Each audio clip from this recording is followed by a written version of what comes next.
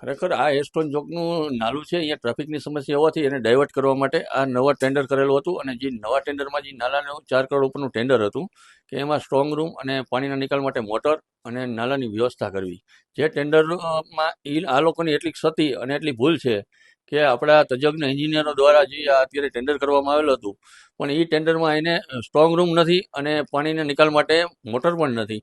જો અત્યારે ખુલ્લો આપણે ભ્રષ્ટાચાર દેખાઈ આવે છે અને વરસાદી પાણીના નિકાલની પણ કોઈ વ્યવસ્થા નથી. કે જે વરસાદ આવે અને લોકોને ટ્રાફિકની સમસ્યામાં રહેવું પડતું હોય એ સમસ્યા હવે બમણી થશે. કારણ કે આ સમસ્યા આવે ચોમાસા પછી જ આનું સોલ્યુશન આવશે. ત્યાં સુધી એનું કોઈ સોલ્યુશન આવે તેમ છે નહીં. નવા ટેન્ડરમાં કોઈ નવું ટેન્ડર નાખવા કોઈ રાજી નથી થતું અત્યારે.